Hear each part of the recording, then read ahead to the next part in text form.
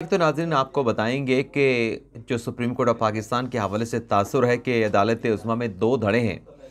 एक धड़ा chief justice of Pakistan Umar Ata Bandial साहब का है और दूसरा धड़ा जस्टिस काजी फ़ाइज़ ईसा का है। अब कल से ये एक काउंटिंग की जा रही है, इदाद-ओ-शुमार पेश किए जा रहे हैं कि 8 एक साइड पे, 7 दूसरी साइड पे। लेकिन हम आपको बताएंगे कि जो जस्टिस काजी फ़ाइज़ का धड़ा है, उस धड़े को चीफ जस्टिस उमर ता बंदयाल के धड़े पर कैसे बरतरी हासिल है। इसके अलावा नून लीग के एक यू टर्न के हवाले से भी बात करेंगे और वह यू टर्न मुस्लिम नमाज को कैसे महंगा पड़ा है। लेकिन इन दोनों खबरों के नाज़रीन डिटेल में जाने से पहले कल के अदालती फैसले के बाद जो नवाज शरीफ का स्टेटमेंट आया, जो मरियम नवाज के ट्वीट्स आए और फिर राना सनाउल्लाह का स्टेटमेंट भी रिकॉर्ड पे मौजूद है।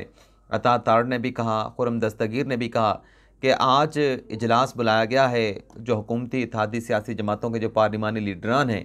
उसमें ये जो रेफरेंस दायर करने का कहा गया नवाज शरीफ की तरफ से और नून लीग के दीगर रहनुमाओं की तरफ से ये मामला जो है वो पार्लिमानी लीडरान के सामने रखा जाएगा। तो ये जो एक नया फ़ैसला हुकूमती इत्तेहाद करने जा रहा है, वैसे तो अभी इजलास होना है, नहीं कहा जा सकता कि फ़ैसला क्या होगा, लेकिन पाकिस्तान पीपल्स पार्टी ये भी अहम सवाल है कि इस इशू को सपोर्ट करेगी कि 3 जज साहबान chief justice of Pakistan justice Ejazul Ahsan और जस्टिस मुनीब अख्तर क्या जजमेंट की बुनियाद पर उनके खिलाफ रेफरेंस होना चाहिए, इसका भी इंतज़ार है। लेकिन अगर नाज़रीन ये रेफरेंस दायर होते हैं, मुतफ़िक़ा तौर पे फ़ैसला हो जाता है या पार्शली फ़ैसला हो जाता है, पीपल्स पार्टी सपोर्ट नहीं करती, बाकी हुकूमती इत्तेहाद सपोर्ट कर देते हैं, तो इस सूरत में ये जो एक इक़दाम होगा, ये जो एक्ट होगा, ये भी बैकफ़ायर कर जाएगा। क्योंकि आम तौर पे जो फ़ैसले होते हैं, फ़ैसलों के ऊपर जज साहबान के ख़िलाफ़ रेफ़रेंस नहीं बल्कि उन फ़ैसलों के ख़िलाफ़ अपीलें दायर की जाती हैं। तो रेफ़रेंस के बुनियाद पर अगर मैंने फ़ैसलों की बुनियाद के ऊपर अगर रेफ़रेंस दायर होने लगे तो मेरे ख़्याल से फिर पाकिस्तान में किसी अदालत का कोई जज जो है अपने ओहदे पर फ़ाइज़ नहीं रह सकेगा। इसलिए अपील का ऑप्शन दिया गया है, लेकिन यहाँ पे कहा जाता है कि आर्टिकल 184(3) के मुकदमे में राइट ऑफ अपील नहीं है। तो हुकूमत कानून बना चुकी है और वो कानून कल जैसे अता तारड़ साहब कह रहे थे कि 20 अप्रैल तक बन जाएगा और फिर ये अपील का राइट मिल जाएगा, गज़ट नोटिफिकेशन जारी हो जाएगा। तो वो अपील का राइट जब मिल जाएगा तो तब तो रिलीफ मिल सकता है हुकूमत को कि अपील दायर कर सकते हैं। अपील इस 3 रुकनी बेंच के सामने नहीं लगेगी, उससे बड़े लार्जर बेंच के सामने लगेगी। लेकिन अगर ये रेफरेंस दायर किया गया तो रेफरेंस का जो इक़दाम होगा वो उल्टा इनको नुकसान देगा, बैकफायर कर जाएगा और किसी किस्म का इससे फ़ायदा नहीं पहुंचेगा। अच्छा, रेफरेंस के हवाले से यानी ये जो एक दबाव लाना है या जज ज़बान को मिसकंडक्ट के इल्ज़ाम के ऊपर जो है वो एक चार्जशीट करना है, चीफ जस्टिस ऑफ पाकिस्तान ने कल एक बड़ा अच्छा शॉट खेला। मैं भी उसमें कल उस पर बात नहीं कर सका, रहेगी बात कि जो हम कह रहे थे कि जो सुप्रीम कोर्ट के रजिस्ट्रार हैं, अगर उन्हें रिलीफ़ ना किया गया तो तब भी नुकसान होगा, अगर रिलीफ़ कर दिया गया उसका भी नुकसान होगा। लेकिन कल चीफ साहब ने जिस तरीके से 6 रुकनी बेंच बनाया, कतई नज़र इस बहस के उस बेंच की कंपोजिशन के ऊपर भी, कॉन्स्टिट्यूशन के ऊपर भी सवालात हैं कि जब कमरा अदालत नंबर 1 में चीफ साहब ने खुद कहा कि जो बेंच है उसको तब्दील नहीं किया जा सकता, एक मरतबा बन जाए तो जज साहबान को उनकी रजामंदी के बगैर जब तक वो खुद रिक्यूज़ नहीं करते तो उन्हें बेंच से अलग नहीं किया जा सकता। लेकिन कल देखा गया कि जो 3 जजेस थे जो इस केस को सुन रहे थे, जस्टिस काजी फ़ाइज़ ईसा, जस्टिस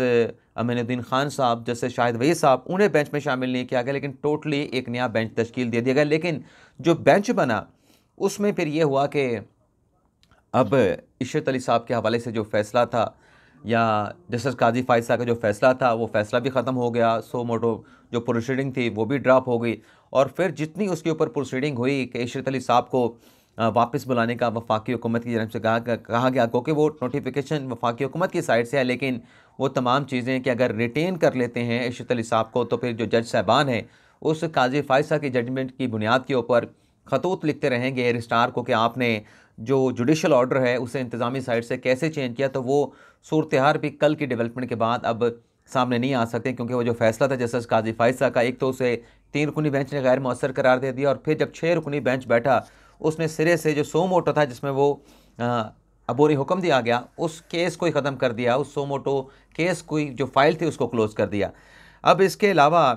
जो जैसा अभी मैंने कहा कि आज पार्लिमानी लीडरों का इजलास होना है और साबिक़ सदर आसिफ अली ज़रदारी साहब जो हैं वो भी दुबई से पाकिस्तान वापस पहुँच चुके हैं। तो देखते हैं फ़र्दर क्या होता है। अगर रेफरेंस के हवाले से कुछ फ़ैसला करते हैं लेकिन इसके साथ साथ नाज़रीन एक नाम जो हमेशा पाकिस्तान तहरीक इंसाफ के साथ जुड़ा रहा, जिनसे मुतल्लिक ये भी कहा जाता रहा कि अगर इमरान खान साहब की हुकूमत होती तो नए आर्मी चीफ जो है वो सैयद आसिम मुनीर शाह साहब नहीं बल्कि जनरल फैज़ हमीद को बनाया जाना था। तो उनके जो भाई हैं फैज़ हमीद साहब के, उनके नजफ़ हमीद उनका नाम है, उनके एहसासों से मुतल्लिक नाज़रीन महकमा एंटी करप्शन पंजाब ने डिप्टी कमिश्नर रावलपिंडी को ख़त लिख दिया है और ये कहा गया है कि उनके एहसासों और उनकी जितनी भी मलकियत है प्रॉपर्टी की, उनकी तफसीलात जो है वो फराहम की जाएँ। इसके अलावा कुछ ज़मानतों से मुतल्लिक ख़बर है, उनकी डिटेल आपके साथ शेयर करके, बल्कि पहली खबर के साथ एक और भी खबर रह गई कि आज इलेक्शन कमीशन ऑफ पाकिस्तान ने इजलास बुला रखा है कि जो सुप्रीम कोर्ट का फैसला है उस पर कैसे कंप्लाई विद करना है, करना नहीं करना एक और बात है, कंप्लाई विद कैसे करना है, हिकमत अमली क्या होगी, लाहा अमल क्या होगा, इन तमाम चीज़ों के ऊपर गौर किया जाएगा। लेकिन कल के फैसले के बाद एक और चीज़ भी जो है वो ज़ेर गर्दिश है, या कह लें कि चहमगुइयाँ की जा रही हैं शहर इक़्तिदार में कि हो सकता है कि 14 मई को इलेक्शन ना करवाने के लिए जो चीफ इलेक्शन कमिश्नर है उनसे इस्तीफ़ा ले लिया जाए, वो रिज़ाइन कर जाएं और जो इलेक्शन कमीशन का ऑफिस है वो गैर फाल हो जाएगा। तो ये भी अगर ऑप्शन इस्तेमाल किया गया तो फिर आप देखिएगा सुप्रीम कोर्ट से ही किसी जज को जो है वो इलेक्शन कमीशन में एडहॉक बेसिस के ऊपर एक्टिंग चीफ जो इलेक्शन कमिश्नर होता है उनकी तैनाती कर दी जाएगी। माजी में इसकी मिसालें जो है वो मौजूद हैं। अगर ऐसा किया गया तो फिर ये भी ऑप्शन जो है, ये इक़दाम भी जो है वो किसी किस्म का फ़ायदा नहीं बल्कि उल्टा नुकसान देगा। अगर चीफ इलेक्शन कमीशन को किसी तरीके से अगर रिज़ाइन करवाया गया या ख़ुद रिज़ाइन कर गए तो ये भी किसी तरीके से फ़ायदामंद सूदमंद साबित नहीं होगा, ये भी बैकफायर कर जाएगा। लेकिन इसके साथ साथ नाज़रीन आज़म सवाती साहब के ऊपर जो मुकदमा था तोड़ फोड़ करने का जुडिशल कम्प्लेक्स में, उसमें उनके नाज़रीन 17 अप्रैल तक जो है वो ज़मानत एक्सेप्ट कर ली है। बाबर अवान साहब अदालत में पेश हुए थे और ख़ास बात यह है कि बाबर अवान साहब जो हैं वो ATC की अदालत में, इंसदाद दहशतगर्दी की अदालत में तो पेश हुए, लेकिन यहाँ पे सुप्रीम कोर्ट में उनका एक मुकदमा लगा हुआ था जस्टिस काजी फैज़ा की अदालत में, जो कि बड़ी अदालत है, एपेक्स कोर्ट है, वहाँ पे पेश हो गए जुडिशल कम्प्लेक्स में, लेकिन यहाँ पे बाबर अवान साहब जो है पेश नहीं हुए। इसके अलावा इमरान खान साहब के नाकाबिले ज़मानत अरेस्ट वारंट जारी किए गए थे खातून ज़ेबा चौधरी को धमकाने के केस में। उसमें जो अरेस्ट वारंट थे नॉन बेलेबल, उसको कन्वर्ट कर दिया गया था बेलेबल अरेस्ट वारंट के साथ। आज उस केस का तहरीरी फैसला जारी किया गया है जज सिकंदर खान की जानिब से, और उन्होंने जो रीजनिंग दी है वो बिल्कुल जस्टिफाइड लगती हैं कि जब पहला जो नोटिस दिया गया काबिल ज़मानत का इमरान खान को, जब उसकी तामील नहीं हुई तो फिर नया नोटिस जारी करना और वो भी नाकाबिल ज़मानत अरेस्ट वारंट का जारी करना, तो ये उसको कोई जस्टिफाई नहीं करता था। तो एक दोबारा से ये कहा गया अदालत की तरफ से, जज सिकंदर खान की तरफ से, कि पहले इमरान खान को काबिल ज़मानत अरेस्ट वारंट जारी किया जाए, उसकी तामील की जाए, उसके बाद अगर पेश नहीं होते तो फिर आप उन्हें नाकाबिल ज़मानत अरेस्ट वारंट जारी कर सकते हैं। लेकिन कल का जो सुप्रीम कोर्ट का फैसला है उस पर यह भी कहा जा रहा है कि वज़ीर ख़जाना इस्हाक़ डार साहब ने कौमी इक़्तिसादी कमेटी का इजलास तलब कर लिया, जिसकी आज वो ख़ुद सदारत करेंगे।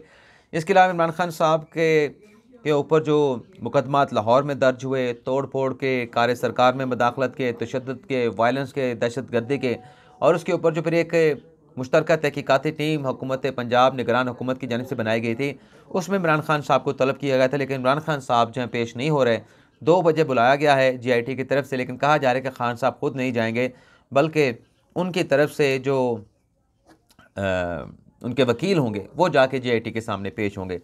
अब आते हैं कि नून लीग को कौन सा यू टर्न महंगा पड़ा है और उस यू टर्न का इस फैसले के साथ क्या ताल्लुक़ है या ताल्लुक़ नहीं है। ये जो नाज़रीन कल फैसला आया, इस फैसले के हवाले से कहा जा रहा है कि जो 28 जुलाई को सुप्रीम कोर्ट ऑफ पाकिस्तान में जुडिशल कमीशन का इजलास हुआ, जिसमें 5 नाम मुस्तरद कर दिए गए थे और उसमें अटॉर्नी जनरल ने और वज़ीर कानून ने उन नामों के हवाले से कंसेंट नहीं दी थी, तो वो नाम मुस्तरद हो गए थे। उसके बाद नाज़रीन फिर अगला इजलास जो हुआ था उसमें 3 नाम आए थे, अतर मिनल्ला साहब का था, शाहिद वहीद साहब का था और जस्टिस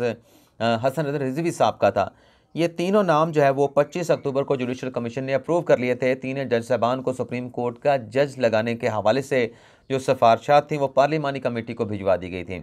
तो कल का जो फैसला था इससे मुतल्लिक ये भी कहा जा रहा था कि जो उस वक्त नून लीग ने यू टर्न लिया था कि उनकी कुछ यकीन दहानियाँ हुई थी, कुछ मुलाकातें हुई थी, कुछ चीज़ें तय हुई थी, तो वो जो यू टर्न था जिसमें मुसम्मिक नवाज़ ने बार काउंसिल को भी जो है वो नाराज़ किया, बार काउंसिल का एक मौक़िफ़ था पाकिस्तान बार काउंसिल का, तो वो जो है वो यूटन मुस्तफा नवाज़ को अब महंगा पड़ रहा है, और महंगा ये पड़ा है कि उसका पहला नतीजा इस फैसले की सूरत में सामने आया है। यानी अब ये जो धड़ेबंदी की बात की जा रही है कि 8 जो हैं वो जो एक तासुर है कि सुप्रीम कोर्ट में जो 17 जजेस की तादाद है, वैसे तो 17 होने चाहिए, इस वक्त जो अपना जजेस की तादाद सुप्रीम कोर्ट ऑफ पाकिस्तान में वो 15 हैं। 2 जजेस अभी अपॉइंट होने हैं, और उसके ऊपर भी हम बात करते हैं कि 2 जजेस की अपॉइंटमेंट में कितनी ताख़ीर हो सकती है। महीनों हो चुके हैं, साल तकरीबन होने वाला है, लेकिन 2 जजेस की वैकेंसियाँ फिल नहीं हो रही है। पहले ये 5 हुआ करती थी। अब इस वक्त जो पोजीशन, जैसे मैंने कहा कि बरतरी आसर है बंदयाल साहब के धड़े के ऊपर, जो जस्टिस काजी फाइसा का धड़ा है, जो एक अब तासुर लिया जाता है। अगर नाज़रीन हम देखें, बंदयाल साहब के साथ जो जज साहबान है उसमें चीफ जस्टिस उमर बंदयाल साहब खुद हैं।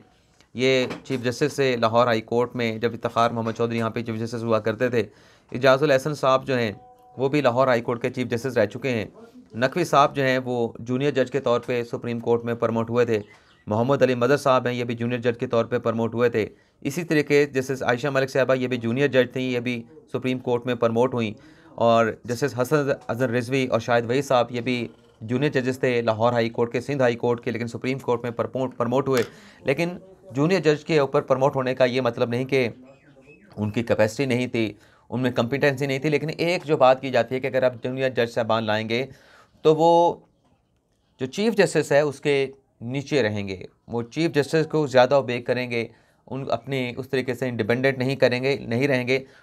उस तरह से आज़ाद ख्याल नहीं रहेंगे। जब जूनियर को ऊपर लाया जाएगा तो वो ऑब्लाइज किए जाएंगे, खुद ममनून होंगे। तो ये सारी चीज़ें, जब ये सीनियरिटी का सवाल उठ रहा था तो ये बातें उस वक्त की जा रही थी कि क्यों जूनियर जज साहबान को नहीं लाना चाहिए। तो और ये कहा जाता था कि जब जूनियर जजेस को लाया जाएगा, बेंचेस में बिठाया जाएगा, तो वो इख्तलाफ राय भी नहीं करेंगे चीफ जस्टिस के साथ, क्योंकि उन्हें जूनियर से एक सुप्रीम कोर्ट ऑफ पाकिस्तान में प्रमोट किया गया। तो ये एक चीफ साहब के धड़े की पोजीशन है कि इसमें सिर्फ 2 चीफ जस्टिस रह चुके हैं लाहौर हाई कोर्ट के, बंदयाल साहब हैं, इजाज़ुल एहसन साहब हैं। बाकी जो हैं अपनी कम्पिटेंसी के हिसाब से बड़े अच्छे जज हैं, लेकिन फैक्चुअली जो हैं वो अब अपनी अपनी हाई कोर्ट में जूनियर जज थे, लेकिन सुप्रीम कोर्ट में प्रमोट हुए। अगर इसी तरीके से हम जस्टिस काजी फाइसा साहब का धड़ा देख लें, जो कि प्राइमा फेशियाई कहा जाता है, उसमें जस्टिस काजी फाइसा साहब हैं, चीफ जस्टिस से बलूचिस्तान हाई कोर्ट के सरदार तारिक मसूद साहब हैं। ये लाहौर हाई कोर्ट के चीफ जस्टिस नहीं थे, ये नाज़रीन प्रमोट हुए थे, एलिवेट हुए थे सुप्रीम कोर्ट ऑफ पाकिस्तान में, और ये हुए थे जो उस वक्त के लाहौर हाई कोर्ट के चीफ जस्टिस से मंजूर अहमद मलिक साहब, उन्हें सुप्रीम कोर्ट में लाया गया था। और उनके साथ साथ जस्टिस सरदार तारिक मसूद, जो कि लाहौर हाई कोर्ट के सीनियर प्यूनी जज थे, इन्हें भी एक साथ, यानी मंजूर मलिक साहब को भी, सरदार तारिक मसूद साहब को भी एक वक्त में ही सुप्रीम कोर्ट ऑफ पाकिस्तान में एलिवेट किया गया था। अगर सिर्फ जस्टिस मंजूर मलिक सुप्रीम कोर्ट में एलिवेट होते तो सरदार तारिक मसूद लाहौर हाई कोर्ट के चीफ जस्टिस बन जाते, लेकिन जो यहाँ पे वैकेंसियाँ ज़्यादा थी तो दोनों जज साहबान को, सरदार तारिक मसूद को सीनियर प्यूनी जज थे, और जो चीफ जस्टिस है लाहौर हाई कोर्ट के, एक साथ सुप्रीम कोर्ट में जो है वो एलिवेट किया गया। इसी तरीके से जैसे याहिया अफरीदी पेशावर हाई कोर्ट के चीफ जस्टिस से देर से एलिवेट किया गया सुप्रीम कोर्ट ऑफ पाकिस्तान में, टाइम पे होते, जब उनकी टर्न आ रही थी तो 4 साल तक ये सुप्रीम कोर्ट के चीफ जस्टिस रहने थे। लेकिन इनके पहले जो है वो जस्टिस मुनीब अख्तर को सिंध हाई कोर्ट से जो है वो सुप्रीम कोर्ट में एलिवेट किया गया। तो ये चीफ जस्टिस से याहिया अफरीदी साहब पेशावर हाई कोर्ट के। इसी तरीके से अमीनुद्दीन खान साहब हैं, और ये एक यूनिक केस आप कह सकते हैं कि ये भी जूनियर जज के तौर पे लाहौर हाई कोर्ट से प्रमोट हुए, लेकिन इनकी अब तक जो जजमेंट्स आई हैं, जो राय आई हैं, उससे बज़ाहिर ये चीज़ सामने आई है कि ये जो एक तासुर पाकिस्तान बार काउंसिल का है कि जूनियर जज जो है वो चीफ जस्टिस के साथ जाता है, इख्तलाफ नहीं करता, तो उस चीज़ की इन्होंने अपने फैसलों से जो है वो इन्होंने नफ़ी की है। तो ये लाहौर हाई कोर्ट से आए थे। जैसे जमाल खान मंदुखेल बलूचिस्तान हाई कोर्ट के चीफ जस्टिस थे, जैसे अतर मिनल्ला ये इस्लामाबाद हाई कोर्ट के चीफ जस्टिस थे। तो बज़ाहिर अगर दोनों धड़ों का हम तकाबली जायज़ा लें तो जो बंदयाल साहब का धड़ा है उसमें आपको चीफ जस्टिस हाई कोर्ट्स के कम मिलेंगे जो एलिवेट होकर सुप्रीम कोर्ट में आए हैं, और जो काजी फाइज़ साहब का धड़ा है प्राइमा फेशियाई, उसमें आपको मुतलका हाई कोर्ट से जो जजेस सुप्रीम कोर्ट में एलिवेट है उसमें ज़्यादा आपको जो है वो चीफ जस्टिस साहबान की जो है वो तादाद है वो ज़्यादा नज़र आएगी। इजाज़त चाहते हैं, अल्लाह हाफ़िज़।